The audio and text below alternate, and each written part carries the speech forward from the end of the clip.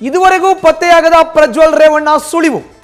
ಪ್ರಜ್ವಲ್ ವಿದೇಶಕ್ಕೆ ತೆರಳಿದ ಬಳಿಕ ಎಸ್ಐಟಿ ಅಧಿಕಾರಿಗಳು ಪರದಾಡ್ತಾ ಇದ್ದಾರೆ. ಇದುವರೆಗೂ ಕೂಡ ಪತ್ತೆಯಾಗಿಲ್ಲ ಪ್ರಜ್ವಲ್ ರೇವಣ್ಣ ಎಲ್ಲಿದ್ದಾರೆ, ಅವ್ರ ಸುಳಿವು ಕೂಡ ಪತ್ತೆಯಾಗಿಲ್ಲ. ಪ್ರಜ್ವಲ್ ವಿದೇಶಕ್ಕೆ ತೆರಳಿದ ಬಳಿಕ ಎಸ್ಐಟಿ ಪರದಾಡ್ತಾ ಇದೆ. ಪ್ರಜ್ವಲ್ ವಿದೇಶಿ ಖಾತೆಗೆ ಲಕ್ಷ ರೂಪಾಯಿ ಹಣ ವರ್ಗಾವಣೆ ಆಗಿದ್ದು ಎಲ್ಲಿ, ಯಾವಾಗ, ಹೇಗೆ? ಪ್ರಜ್ವಲ್ ಬ್ಯಾಂಕ್ ಅಕೌಂಟ್ ಫ್ರೀಸ್ ಮಾಡಲು ಪ್ಲಾನ್ ಮಾಡಿಕೊಳ್ಳಲಾಗ್ತಾ ಇದೆ. ಎಸ್ಐಟಿಗಿಲ್ಲ ವಿದೇಶಿ ಅಕೌಂಟ್ ಸೀಸ್ ಮಾಡುವ ಪವರ್. ಹೆಚ್ಚಿನ ಡೀಟೇಲ್ಸ್ ನಮ್ಮ ಪ್ರತಿನಿಧಿ ಶಿವಕುಮಾರ್ ನೀಡ್ತಾರೆ. ನೇರ ಸಂಪರ್ಕಕ್ಕೆ ಜಾಯ್ನ್ ಆಗಿದ್ದಾರೆ. ಶಿವಕುಮಾರ್, ನೋಡಿ, ಪ್ರಜ್ವಲ್ ರೇವಣ್ಣ ವಿದೇಶಕ್ಕೆ ಹೋದ ಮೇಲೆ ಸಾಕಷ್ಟು ಸಮಸ್ಯೆಗಳನ್ನ ಈಗ ಅಧಿಕಾರಿಗಳೇ ಅನುಭವಿಸ್ತಾ ಇದ್ದಾರೆ. ಅವರ ಸುಳಿವೇ ಪತ್ತೆ ಆಗಿಲ್ಲ ಈ ತನಕ. ಈಗ ಅಧಿಕಾರಿಗಳ ಮುಂದಿನ ಪ್ಲಾನ್ ಏನು, ಹೇಗೆ ಪ್ರಜ್ವಲ್ ರೇವಣ್ಣ ಕರೆಸೋದ್ರ ಬಗ್ಗೆ?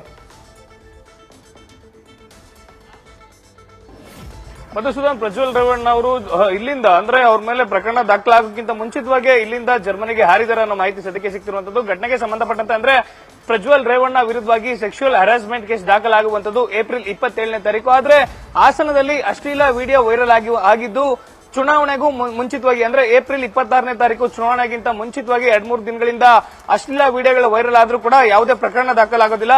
ಪ್ರಮುಖವಾಗಿ ಅಶ್ಲೀಲ ವಿಡಿಯೋಗಳು ಯಾವಾಗ ವೈರಲ್ ಆಗ್ತವೆ ಪೊಲೀಸರೇ ಸುಮೋಟೋ ಕೇಸನ್ನ ದಾಖಲು ಮಾಡ್ಕೊಳ್ಬೇಕಿತ್ತು. ಯಾಕಂತ ಹೇಳಿದ್ರೆ ಇದು ಕ್ರೈಮ್ ಅಗೇನ್ಸ್ಟ್ ವುಮೆನ್ ಆಗಿರೋದ್ರಿಂದ ಅಂದ್ರೆ ಮಹಿಳೆಯ ಮೇಲಿನ ದೌರ್ಜನ್ಯ ಪ್ರಕರಣ ಕೂಡ ಆಗಿರೋದ್ರ ಹಿನ್ನೆಲೆಯಲ್ಲಿ ಪೊಲೀಸರೇ ಸ್ವತಃ ಸುಮೋಟೋ ಪ್ರಕರಣ ದಾಖಲಿಸಿಕೊಳ್ಬೇಕಾಗಿತ್ತು. ಜೊತೆಗೆ ಅವತ್ತಿನ ದಿನನೇ ಅಂದ್ರೆ ಪ್ರಜ್ವಲ್ ಅವರು ದೇಶದಲ್ಲಿದ್ದಂತ ಸಂದರ್ಭದಲ್ಲಿ ಅವ್ರಿಗೆ ನೋಟಿಸ್ ಅನ್ನ ಕೊಟ್ಟು ವಿಚಾರಣೆಗೆ ಕರೆಯುವಂತ ಕೆಲಸವನ್ನ ಪೊಲೀಸರು ಮಾಡಬೇಕಿತ್ತು. ಆದ್ರೆ ಎಲ್ಲ ಒಂದ್ ಕಡೆ ಪೊಲೀಸ್ ಅಧಿಕಾರಿಗಳು ಯಾರಾದ್ರೂ ಸಂತ್ರಸ್ತೆಯರು ಬಂದು ಕಂಪ್ಲೇಂಟ್ ಅನ್ನ ಕೊಡ್ಲಿ, ತದನಂತರದಲ್ಲಿ ಕ್ರಮವನ್ನ ತಗೊಳ್ಳೋಣ ಅಂತೇಳಿ ತಡ ಮಾಡಿದ್ರು ಅನ್ನೋ ಪ್ರಶ್ನೆ ಕೂಡ ಇಲ್ಲಿ ಉದ್ಭವ ಆಗುವಂತದ್ದು. ಸದ್ಯಕ್ಕೆ ಪ್ರಜ್ವಲ್ ರೇವಣ್ಣ ಅವರು ದ್ವೇಷವನ್ನ ತೊರೆದು ಸುಮಾರು 23 ದಿನ ಕಳೀತಾ ಬಂತು. ಇದುವರೆಗೂ ಕೂಡ ಪ್ರಜ್ವಲ್ ಅವರ ಸುಳಿವು ಪತ್ತೆ ಆಗಿಲ್ಲ.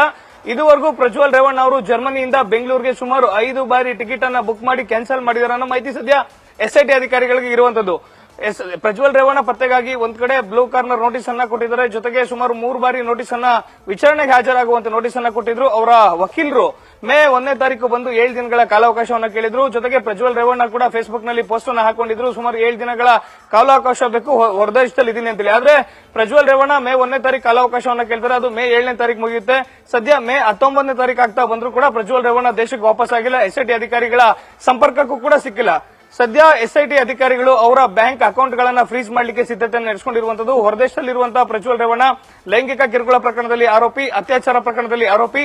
ಈತನ ಬ್ಯಾಂಕ್ ಅಕೌಂಟ್ ಟ್ರಾನ್ಸಾಕ್ಷನ್ ಗಳ ಮೇಲೂ ಕೂಡ ಎಸ್ಐಟಿ ಅಧಿಕಾರಿಗಳು ನಿಗಾ ವಹಿಸಿರುವಂತದ್ದು. ದೇಶದಲ್ಲಿರುವಂತಹ ಸುಮಾರು 7 ಅಕೌಂಟ್ ಡೀಟೇಲ್ಸ್ ಗಳನ್ನ ಎಸ್ಐಟಿ ಅಧಿಕಾರಿಗಳು ಕಲೆ ಹಾಕಿರುವಂತದ್ದು. ಆದ್ರೆ ಎಸ್ಐಟಿ ಅಧಿಕಾರಿಗಳಿಗೆ ಒಂದು ವೇಳೆ ಪ್ರಜ್ವಲ್ ರೇವಣ್ಣ ಅವ್ರದ್ದೇನಾದ್ರೂ ವಿದೇಶದಲ್ಲಿ ಬ್ಯಾಂಕ್ ಅಕೌಂಟ್ ಇದ್ರೆ ಅದಕ್ಕೇನಾದ್ರೂ ಹಣವನ್ನ ಟ್ರಾನ್ಸ್ಫರ್ ಮಾಡಿಸ್ಕೊಂಡಿದ್ರೆ ವಿದೇಶದಲ್ಲಿರುವಂತಹ ಅಕೌಂಟ್ ಗಳನ್ನ ಫ್ರೀಸ್ ಮಾಡಲಿಕ್ಕೆ ಸಾಧ್ಯ ಇಲ್ಲ. ಸದ್ಯ ದೇಶದಲ್ಲಿರುವಂತಹ ಸುಮಾರು 7 ಅಕೌಂಟ್ ಗಳ ಮೇಲೆ ಕಣ್ಣಿಟ್ಟಿರುವಂತದ್ದು. ಮಧುಸೂದನ್, ಧನ್ಯವಾದ ಶಿವಕುಮಾರ್ ನಿಮ್ಮ ಮಾಹಿತಿಗೆ. ನ್ಯೂಸ್ ಫಸ್ಟ್ ನಿರ್ಭೀತಿಯಿಂದ ನಿಮ್ಮ ಪರವಾಗಿ.